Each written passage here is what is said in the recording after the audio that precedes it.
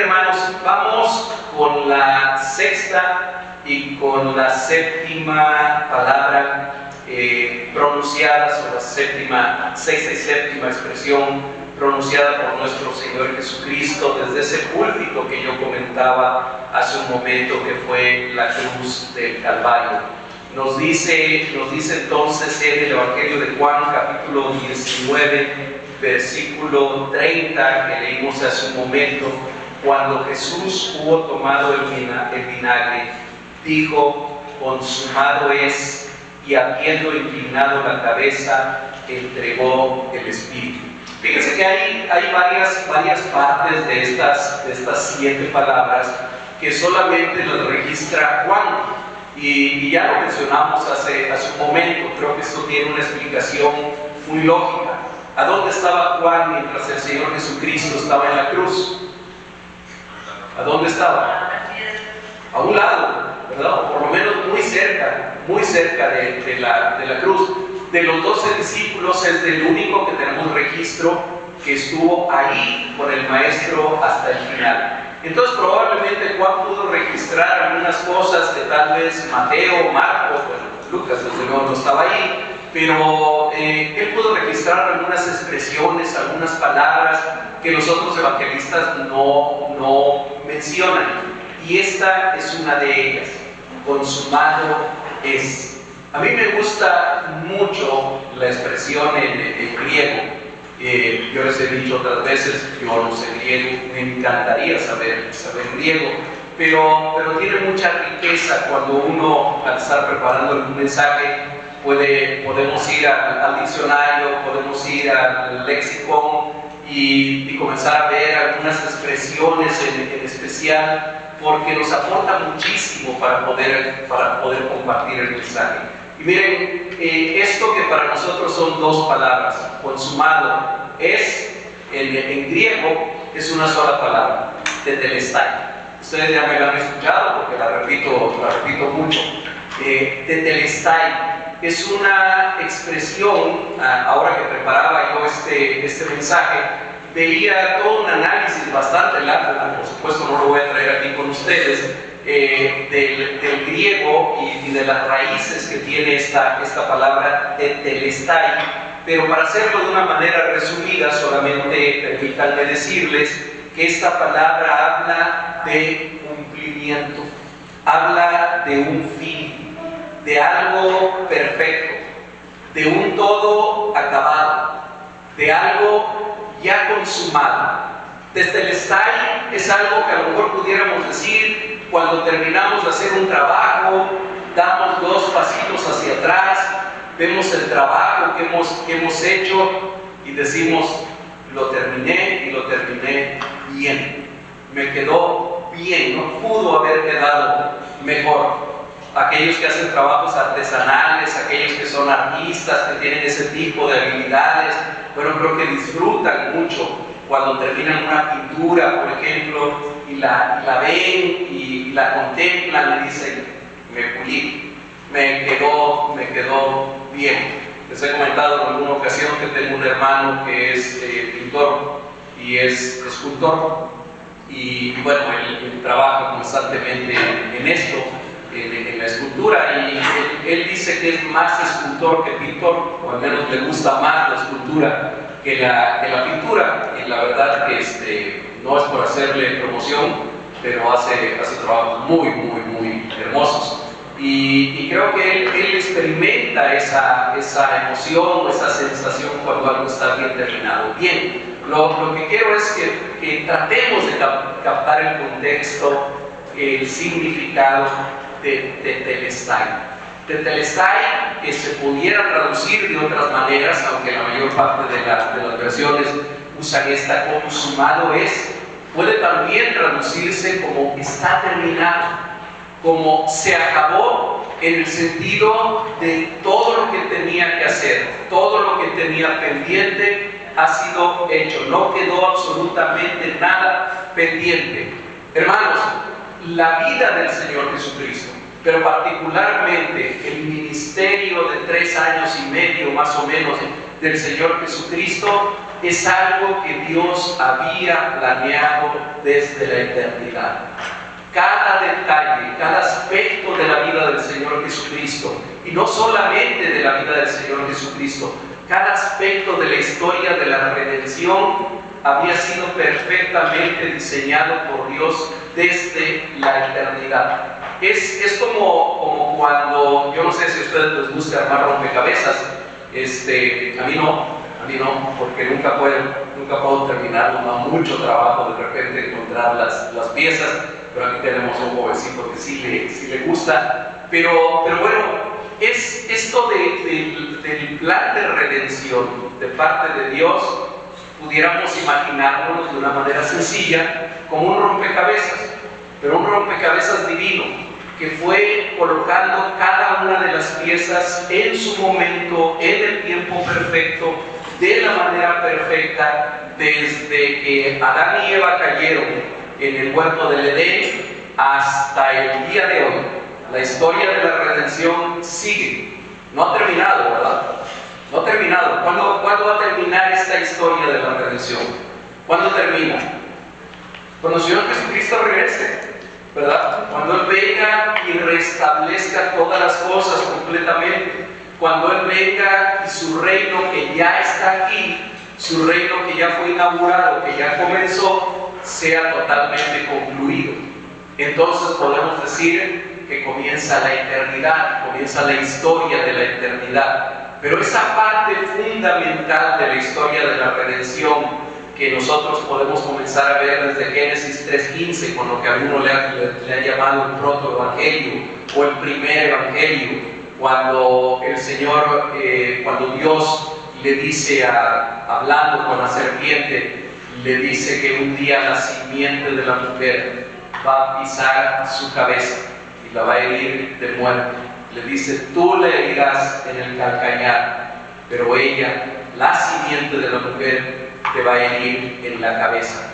Esa pieza fue puesta ahí por el Señor y después siguieron muchas otras que se fueron cumpliendo de una manera precisa. Déjenme mencionar a un autor, el doctor Cecilio Arrastía. Él dice, hablando sobre todo de esta palabra, de esta sexta palabra, dice: Jesucristo es la esquina de la historia donde Dios tiene una cita con el hombre.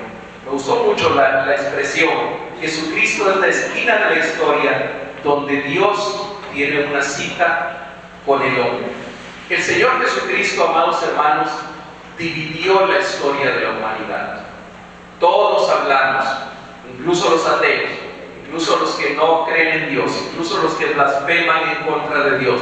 Si ustedes les preguntan en qué año estamos, todo el mundo, por lo menos en la parte occidental del planeta, estamos en el año 2025, ¿verdad? ¿Y por qué 2025? Porque es 2025 después de Cristo. Y si alguien quiere hablar, no sé, de lo que ocurrió en la antigüedad, tendrá que decir, bueno, tal personaje vivió en el año 540 antes de Cristo. Y entonces la historia de la humanidad queda dividida en un antes y un después. ¿De quién? De Cristo. De ese que algunos dicen que nunca existió. De ese que algunos dicen que fue un hombre común y corriente. Hay alguien que escribió hace mucho tiempo también los tres eventos más grandes de la historia.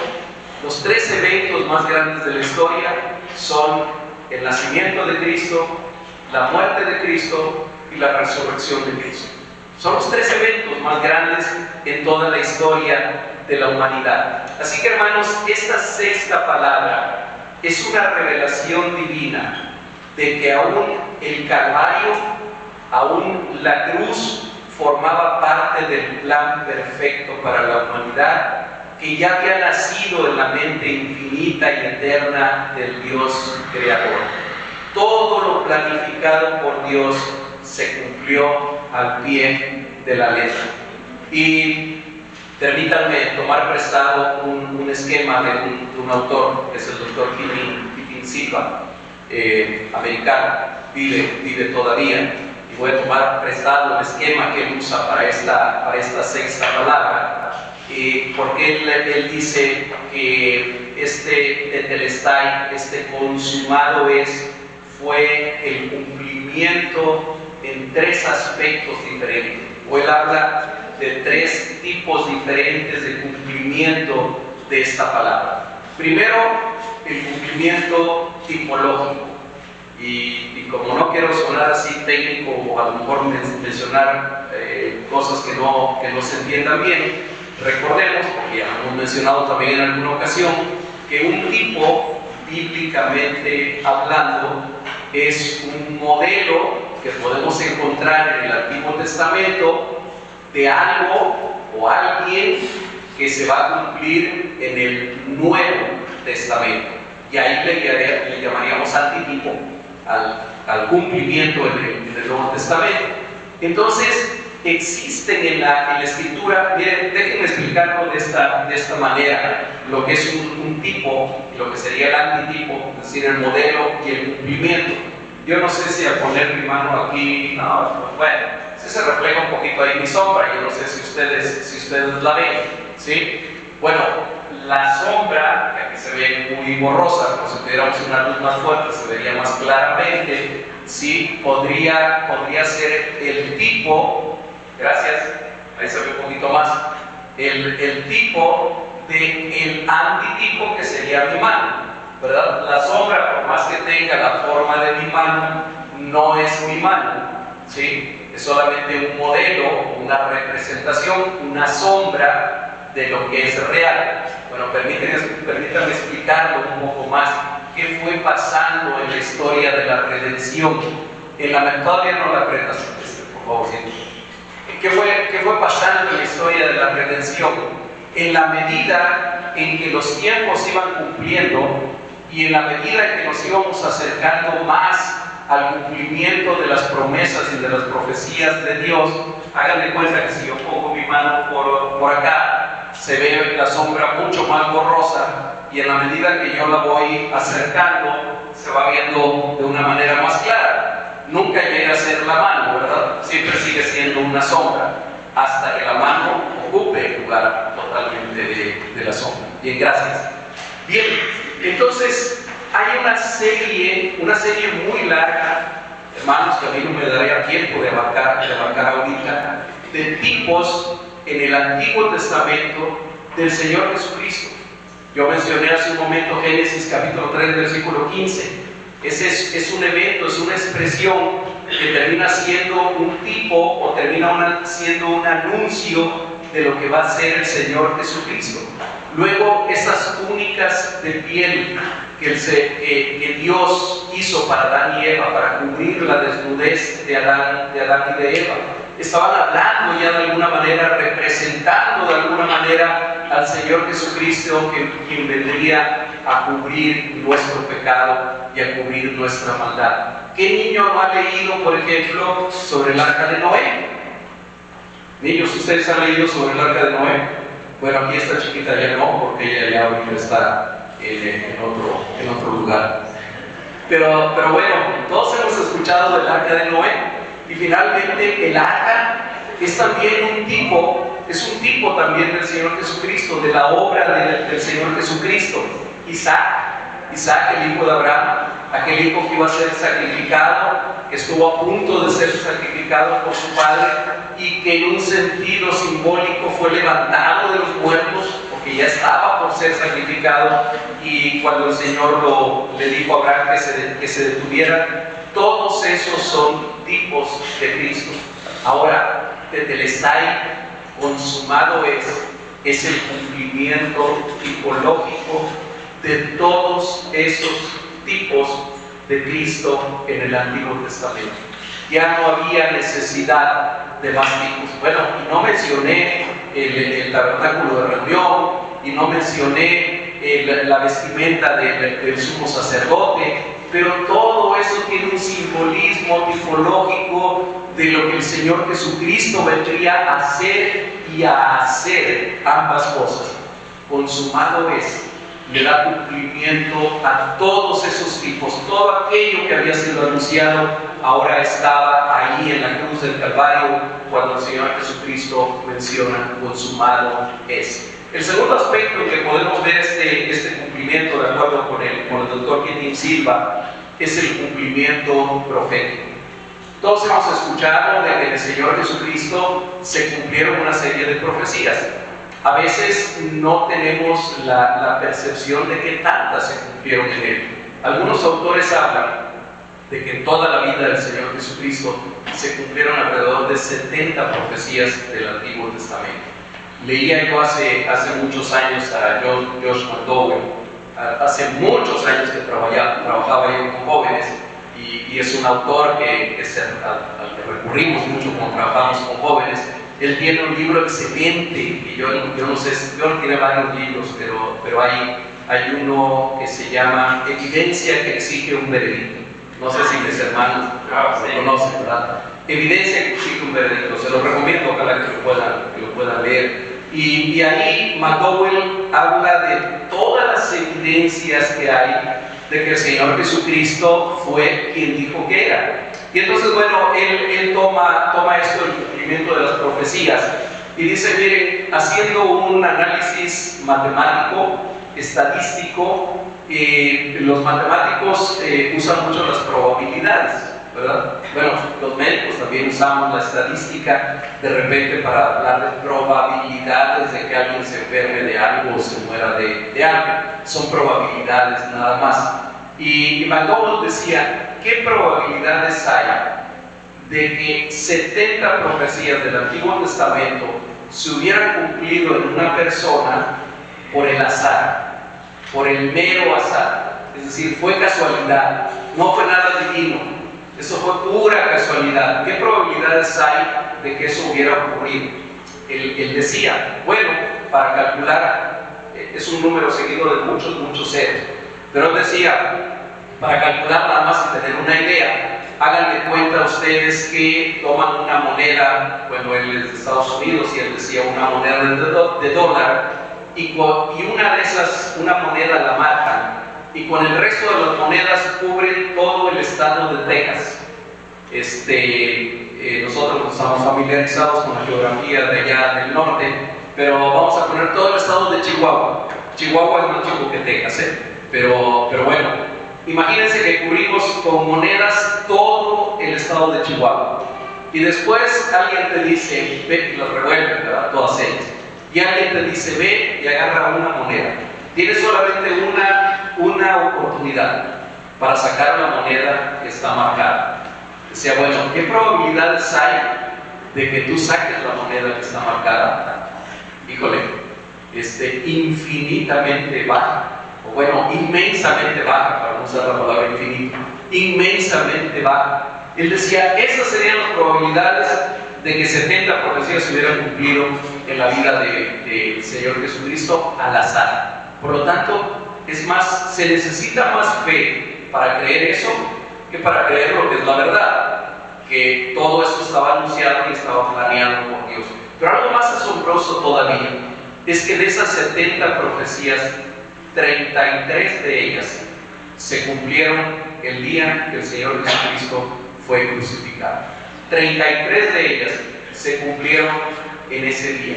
Entonces, cuando el Señor Jesucristo dice también, consumado es, ahí encontramos ese cumplimiento profético, ese cumplimiento de todas aquellas profecías que habían sido dadas en el Antiguo Testamento, fueron total y completamente cumplidas en ese momento, cuando el Señor dice, consumado es. Y el tercer aspecto al que me voy a referir y que es seguramente el más importante, es el cumplimiento salvífico. Bueno, hablan del cumplimiento soteriológico, pero sé que eso luego suena raro. El cumplimiento salvífico en esta expresión del Señor Jesucristo. La finalidad del ministerio de Jesús era unir nuevamente al Dios santo y perfecto con la raza humana caída y pecadora. Ese era el propósito, ese fue el propósito de que Dios se encarnara en el Señor Jesucristo se hiciera hombre y habitara entre nosotros. Y ese cumplimiento salvífico se lleva a cabo de una manera perfecta en ese momento. En el 1 de Timoteo capítulo 2 versículos 5 y 6 la palabra dice así, dice: porque hay un solo Dios y un solo mediador entre Dios y los hombres, Jesucristo hombre, el cual se dio a sí mismo en rescate por todos, de lo cual se dio testimonio a su debido tiempo. Fíjense, yo sé que conocemos más el versículo 5 que el 6, donde dice: porque hay un solo Dios y un solo mediador entre Dios y los hombres, Jesucristo hombre. Y a veces lo usamos cuando nos hablan de otros pseudo mediadores, ¿verdad? O de otros supuestos mediadores. No, espérame, la palabra de Dios dice que hay un solo mediador entre Dios y los hombres, que es Jesucristo hombre. Pero el versículo 6 nos recuerda que Él, ese mediador, se dio a sí mismo por rescate, en rescate por todos, de lo cual se dio testimonio en su debido tiempo. Y ese tetelestai, ese consumado es, está completando el rescate que Dios ya había planeado para nosotros. Es decir, toda la deuda, toda nuestra pena, toda nuestra culpa quedó total y completamente pagada en ese momento. Sería muy largo abordar el tema de Éxodo capítulo 12, a donde se habla del establecimiento de la Pascua, pero no puedo dejar de mencionarlo porque está íntimamente relacionado con esto de lo que estamos hablando ahorita.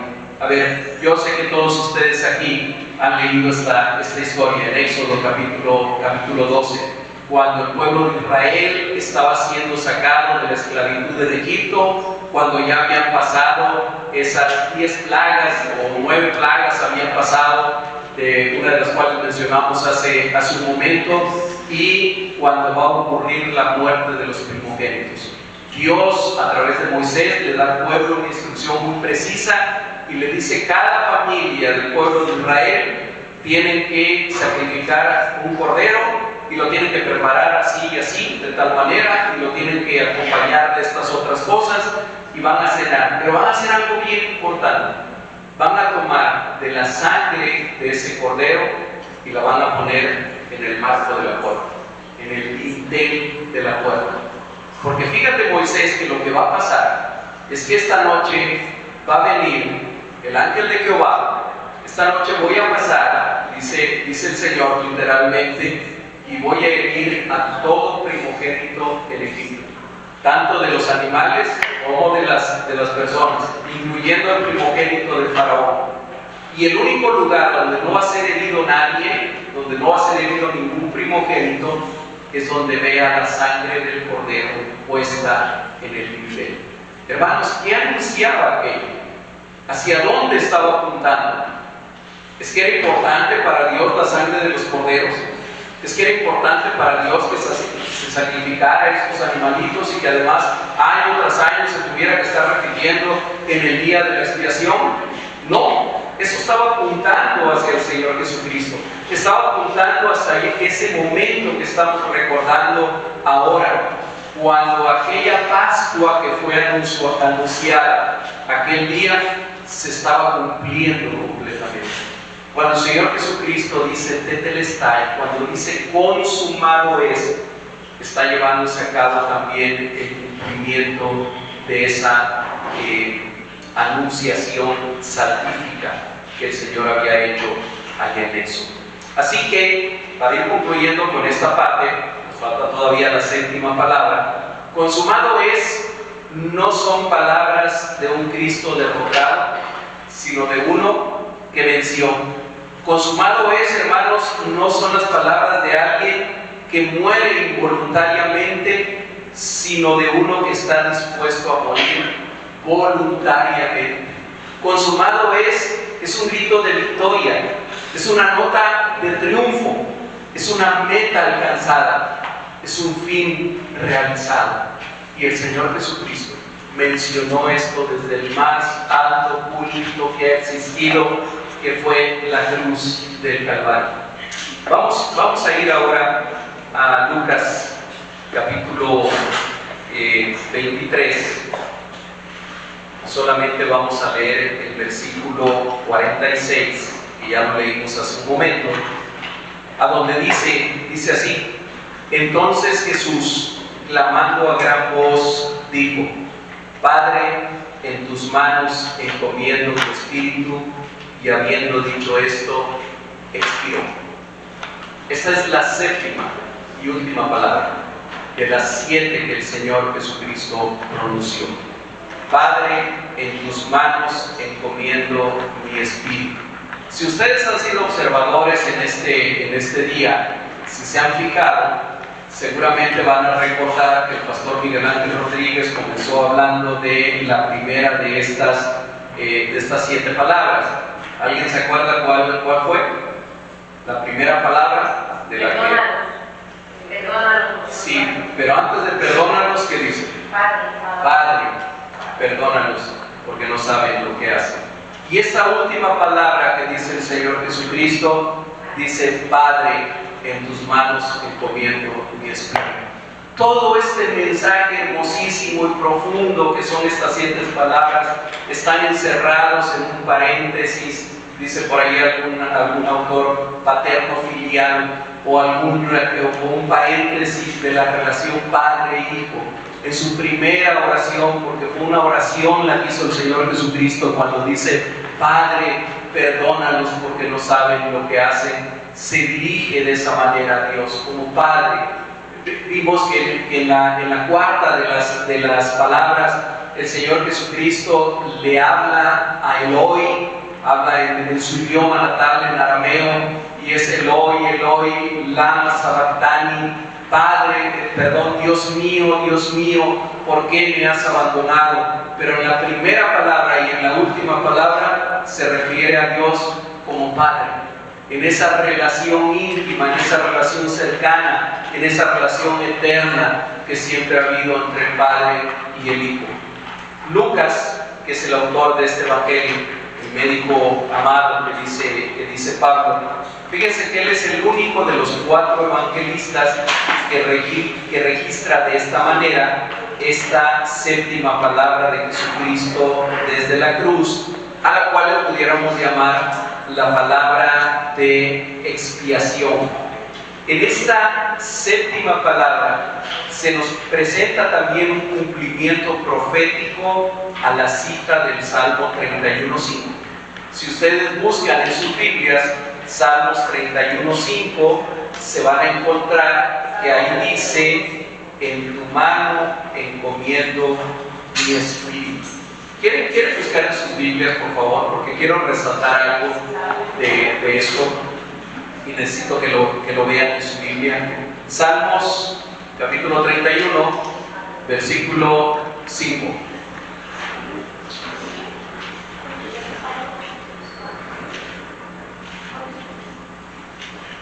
¿Ya lo tenemos? Salmos 31:5. Bueno, quienes ya lo hayan localizado, podemos leerlo juntos. Dice: en tu mano encomiendo mi espíritu. Ok, ¿notan ustedes alguna diferencia entre el Salmo 31:5 y lo que registra Lucas en el versículo que acabamos de leer, Lucas 23:46? ¿Notan alguna diferencia? Ok, el Señor Jesucristo añadió aquí algo. El Señor Jesucristo con toda seguridad está haciendo referencia a Salmos 31:5. Con toda seguridad se está basando ahí en la Escritura para mencionar eso. Pero hay algo que le añade el Padre. Tal vez el autor del Salmo 31 no podía ver a Dios de esa manera íntima, personal, cercana, en la cual el Señor Jesucristo sí lo estaba viendo en ese momento desde la cruz. Y entonces añade una palabra que pudiera pasar desapercibido, el que esté o no esté, pero que es tremendamente importante: Padre. Hay otra diferencia más, aparte de Padre.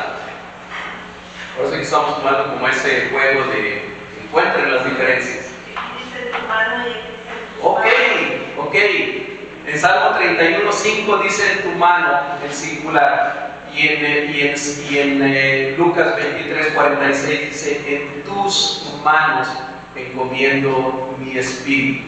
Nuevamente, habla de esa seguridad que el Señor Jesucristo tenía de a dónde estaba poniendo su espíritu. Habla de las manos en plural de Dios. Sabemos desde luego que Dios no tiene manos, ¿verdad? Este es un antropomorfismo, es una forma para que nosotros podamos entender de una manera un poquito más cercana a Dios. Se le da algunos atributos humanos. Obviamente Dios es espíritu, Dios no es que tenga manos, pero la expresión que el Señor está usando habla de una cercanía, habla de una confianza, habla de una intimidad con aquel al que le está hablando. Padre, en tus manos encomiendo mi espíritu. Y miren, inmediatamente después de eso, dice Lucas, y habiendo dicho esto, expiró. Habiendo dicho esto, expiró. Y aquí nosotros tenemos que considerar con esta última palabra, o con esta última expresión después de la séptima palabra del Señor Jesucristo, 3 puntos que yo voy a mencionar muy rápidamente y que tienen que ver con la muerte del Señor Jesucristo. En primer lugar, fue una muerte real. A lo mejor a ustedes como cristianos esto les parece obvio, de todas las obviedades. Sí, una muerte real, pero saben que no a todo el mundo le ha parecido obvio a lo largo de la historia. Yo no sé si alguno de ustedes ha escuchado de algunas teorías o algunas explicaciones que tratan de negar la muerte real de Jesús en la cruz y dicen que pasó alguna otra cosa. Hay varias de ellas. Tal vez la más conocida o la más mencionada es que les dicen que en realidad no murió. Como se trata de negar la resurrección, entonces hay que negar la muerte primero. Y entonces algunos dicen, realmente no murió, fue demasiado rápido como para que hubiera muerto. ¿Alguien ha escuchado o ha leído históricamente cuánto tardaba un crucificado más o menos en morir? ¿Alguien ha leído algo sobre eso o escuchado algo? Hasta 3 días yo leí. Ok, tardaban a veces hasta 3 días. De hecho, antes de morir les entregan comiendo prácticamente con los animales. Incluso, así es. Este tormento y esta muerte cruel, este sistema tan cruel de matar a alguien, fue invento de los caldeos. Ellos fueron a Babilonia, fue el primer lugar donde comenzaron a practicar la crucifixión. Luego los griegos la siguieron practicando y los romanos, que eran finos para muchas cosas, la perfeccionaron, ¿verdad? Y la usaron extendidamente. Hubo miles y miles de sacrificados en toda la historia de Roma, del Imperio Romano. Y era una muerte tan cruel y vergonzosa, en primer lugar porque era pública, los ponían en público, los ponían desnudos. Nosotros vemos ahí las pinturas muy estilizadas, con una especie de taparrabos, alguna cosa así.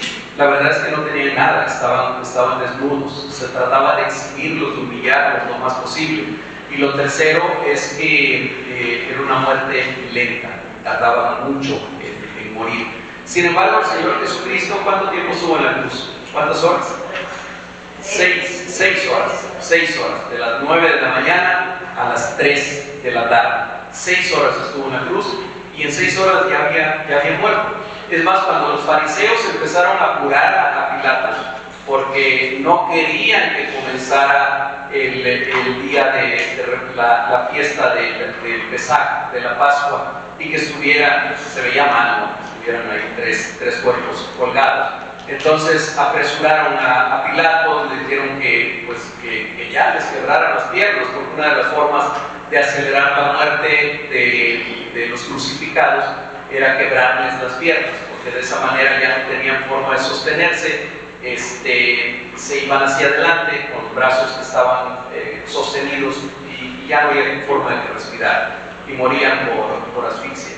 Entonces dice la Escritura que cuando llegaron con el Señor Jesucristo, ya no le quebraron las piernas, otra profecía cumplida, porque vieron que ya estaba muerto. Pero, a ver, los que estaban ahí eran soldados romanos, era el ejército de élite de aquel tiempo, invencibles prácticamente. Y si eran tan invencibles era por su tremenda disciplina. Ellos sabían que si algo no hacían bien, no es que los arrestaran 36 horas o 48 horas, no les cortaban la cabeza, los mataban. Así que ellos tenían que asegurarse perfectamente bien de que aquel individuo que habían crucificado estuviera bien muerto. Y ese es el motivo por el que uno de los soldados va y para asegurarse le entierra una lanza en el costado al Señor Jesucristo. Sin embargo, a pesar de todo eso, a pesar de toda esa evidencia histórica, documental, hay quienes dicen que no, que estaba desmayado, que únicamente se desmayó, entonces lo bajaron de la cruz y más al ratito pues volvió en sí, y no es que haya resucitado, sino que nunca estuvo muerto. Esa es una de las explicaciones. Hace algunos años yo bajé del internet un artículo médico de una revista médica muy reconocida, que se llama, JAMA, las siglas de este journal de medicina, y había un análisis que hacía un médico forense sobre la muerte de crucifixión. Interesantísimo el artículo, bueno, desde el punto de vista médico, porque explica toda la fisiología de cómo morían los crucificados, de cuál era la forma en la que morían. Y saben, era prácticamente imposible que alguien no muriera en la cruz. O moría de asfixia, o moría de hemorragia, o moría de hipotermia, pero era prácticamente imposible que no muriera. Entonces, bueno, lo que yo quiero mencionar aquí, en lo que me quiero centrar en esta palabra, es que los evangelios son claros al describir la muerte de Jesús. La palabra griega para expiró significa literalmente sacar fuera de. Expiró quiere decir sacar fuera de. La muerte significa separación.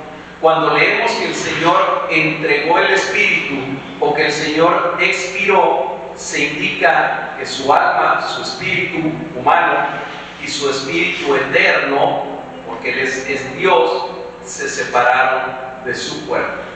No hay otra forma de que podamos hacer esto si no es a través de la muerte.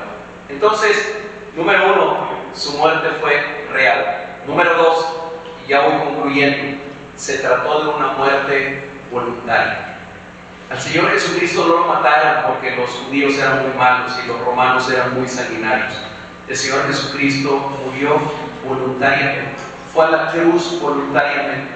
Hay muchos pasajes donde podemos fundamentar esto, pero uno de ellos es cuando Pedro, el aguerrido, el impulsivo, cuando lo iban a detener, saca una espada, ¿verdad? Y se le va encima a uno de los siervos del sumo sacerdote, y lo bueno es que tenía mala puntería Pedro, porque le cortó nada más una oreja, y entonces el Señor Jesucristo lo reprende, pero aparte de la reprensión, lo importante para nosotros es lo que le dice, ¿no piensas acaso que yo podría en ese momento orar a mi Padre y Él mandaría una docena de legiones de ángeles para que me rescataran, para que me salvaran?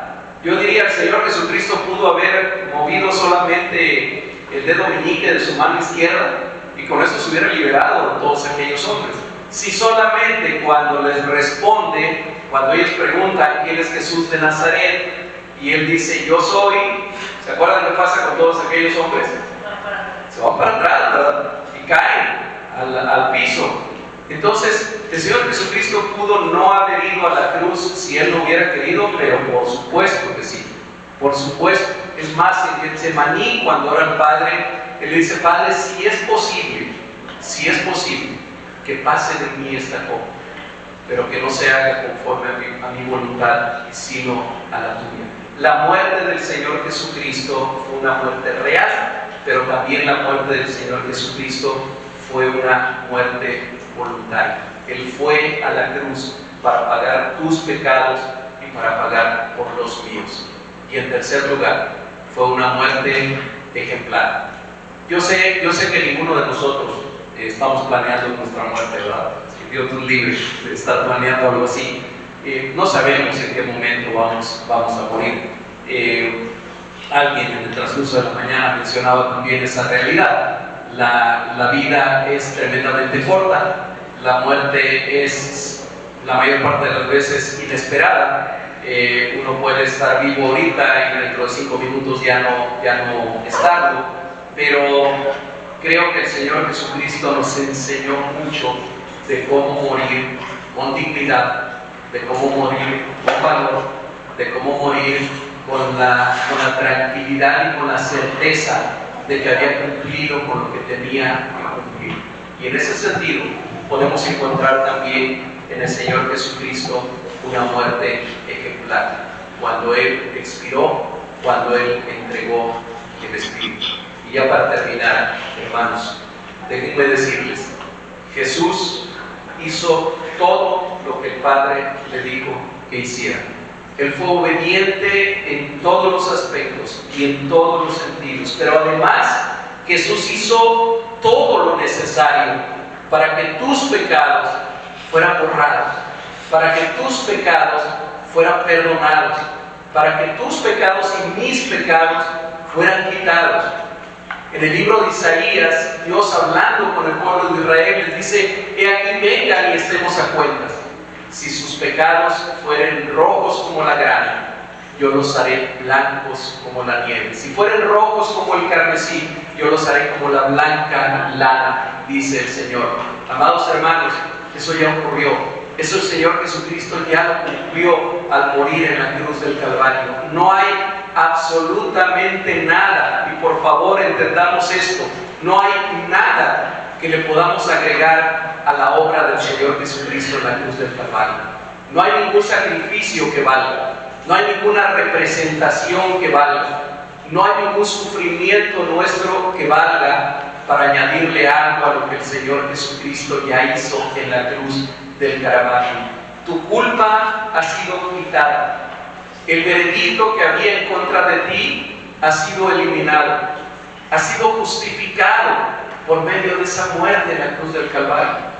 Lo único que a ti te toca hacer, y si no lo has hecho, entonces sí que estás en un verdadero peligro. Lo único que te toca hacer es venir a Jesucristo en fe, en rendición, en sometimiento, en obediencia al Padre, y recibir ese regalo que el Padre ya trajo para ti, y recibir esa obra salvífica que el Señor Jesucristo ya llevó a cabo. A ti solo te queda recibir el regalo más grande del universo, el regalo que el Padre por amor preparó para ti. Así que solo recíbelo y disfruta de una vida abundante, que es la que el Señor Jesucristo ha traído para ti. El significado verdadero de la Semana Santa puede resumirse en esas dos palabras que el Señor Jesucristo dijo: consumado es. Todo lo que había que hacer ya está hecho. Tú solamente tienes que creer en Él. Oremos. Padre, gracias Señor por esta palabra tuya.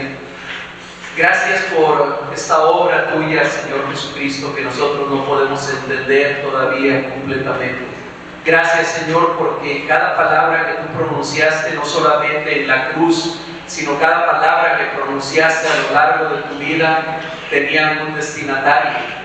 Estaban dirigidas a alguien, y ese alguien, esa persona, somos cada uno de nosotros. Gracias, Señor, porque aunque no lo podemos entender, sí podemos, Señor, maravillarnos por esa obra que tú hiciste en la cruz. Gracias, Jesús, por haber pagado todos mis pecados.